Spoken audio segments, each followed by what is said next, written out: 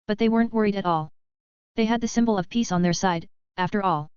Not only that, but they also had a hero of about the same level of strength as the symbol. Bear was well recognized for his monstrous strength, he had gone toe-to-toe with the symbol at a young age. And now, they knew for sure that he was on their side. CK. The festival, however, continued. Toga had actually lost in the first round of the tournament. She had just answered a question from someone and she was mind-controlled to walk off the stage. It was really frustrating for her, Bear just found it amusing though. She had already made it really far in his opinion, so he didn't care. He also knew how strong she was, her opponent just happened to be a bad matchup. Nothing really interesting happened in the tournament besides that. There were a few interesting fights, like Bakugo and Shoto or Izuku and Shoto. But, overall, he wasn't really all that interested in the tournament. 13 did chastise him for being away an entire hour.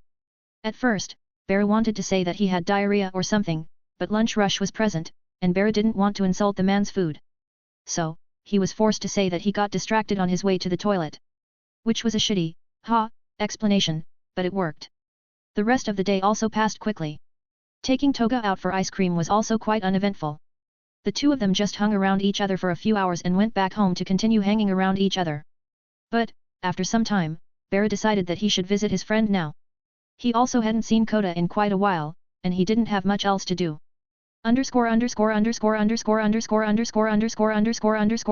POV Bear Damn, now's crib is just as great looking as I remember it. It's certainly been a few weeks, I'm sure Kota's missed me. I knocked on the door with happy thoughts in my head. I waited around for a bit. I could hear someone dragging a chair around, then I heard the door unlock. The door was opened by none other than Kota. Again. Why are you always opening the door to strangers? He never actually learns. Uncle Beru, you're not a stranger. Please don't call me uncle, you're hurting me more than all for one could. I guess people my age get sensitive about their age. It's understandable really, even a man-child like myself would at least feel somewhat conscious about it. Come in. Mom and Dad are taking a shower what? Together? With the kid at home? Well, I guess as long as they don't make too much sound, they can play with their water guns as much as they want. Still, didn't know now was this sneaky. Is he giving little Kota a sibling? I could look and find out, but I do respect the privacy of my friend. Sure kid, let's watch some TV, really loud cartoons or something. I walked in and sat on the couch with Kota. I have extremely good hearing, and the cartoons being loud will distract me from the muffled moaning. This time, I don't feel the need to raid Now's fridge. So I'll just watch some TV for a few minutes. Well, the few minutes turned into around 45 minutes. Are they practicing the entire Kama Sutra scripture in there? What the fuck? Well, I guess I'll speak to Kota a bit more, he's been pretty transfixed on his cartoons, but I'm sure he doesn't mind some distraction. So. How's school been? I'm sure you've started kindergarten already. Kota looked at me with a smile. It's really fun. I get to play around with so many people. He continued to go on about his kindergarten adventures for a while.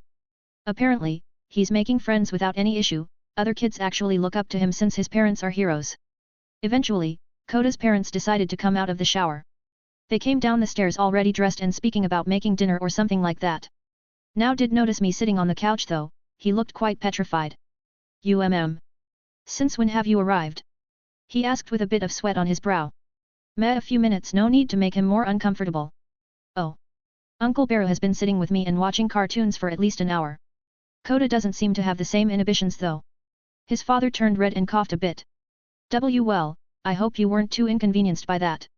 Miss Izumi was also pretty embarrassed, I guess they both know that I have great ears. Nah, it's fine. How's about dinner? No need to keep embarrassing them with this shit. Now and I spoke, while Kota helped his mother make dinner. We chatted about random things and other things that we went through recently. I didn't speak much about acting as a villain though. Still, now felt the need to give me a little warning. Beru. I looked into the Public Safety Commission, I don't really like what I found. I know that you don't have all that many choices, but I advise you to proceed with caution. I already know that my partnership with this shady organization is a crapshoot. But, even if things sour between me and them, they still can't do anything to me. But still, I will proceed with caution. If they ever end up threatening me with my friends though, I might just commit a few crimes, one of them starts with Gino and ends inside. I'll be careful. Thanks for the concern. It's nice to have someone that cares about you. Moments like these remind you that you aren't really alone. The rest of the dinner went by uneventfully. I ended up leaving later in the evening, as I didn't want to bother them the entire night.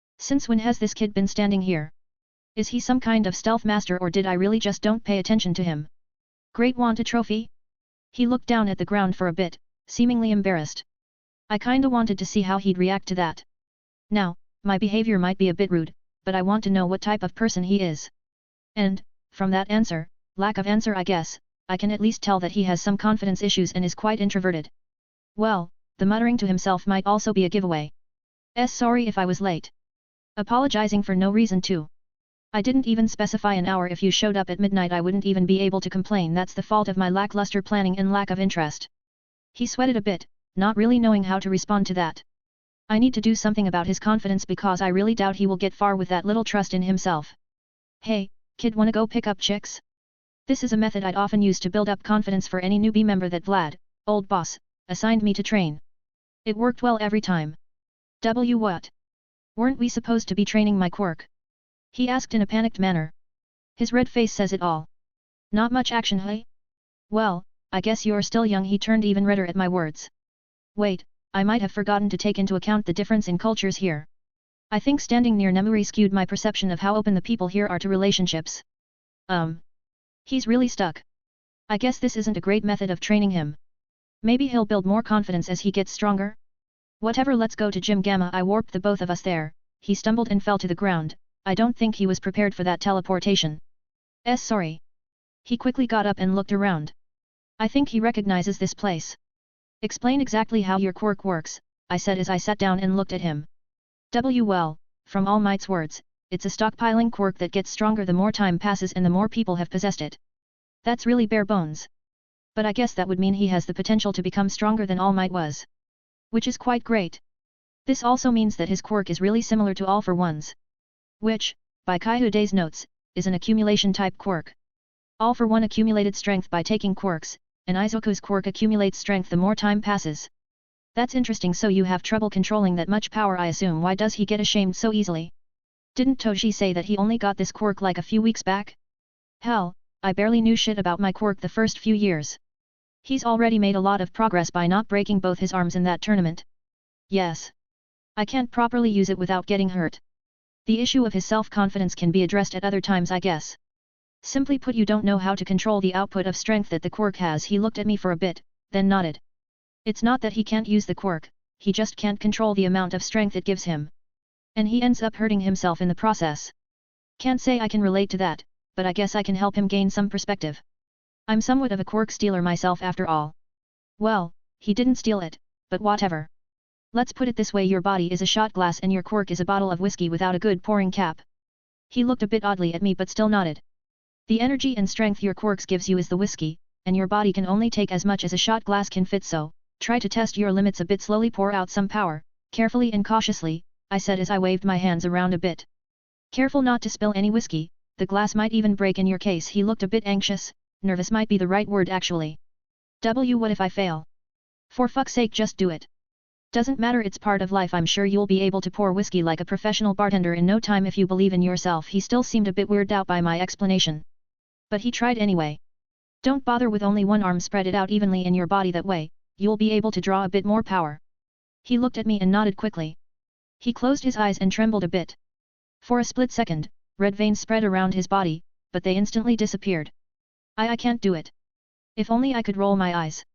You did it for a really short time. His eyes widened in excitement, I could see a bright smile spread on his face. I'm guessing he managed to draw a bit of power but was afraid to draw more and hurt himself. There is also that strange sense of inadequacy that I seem to get from him.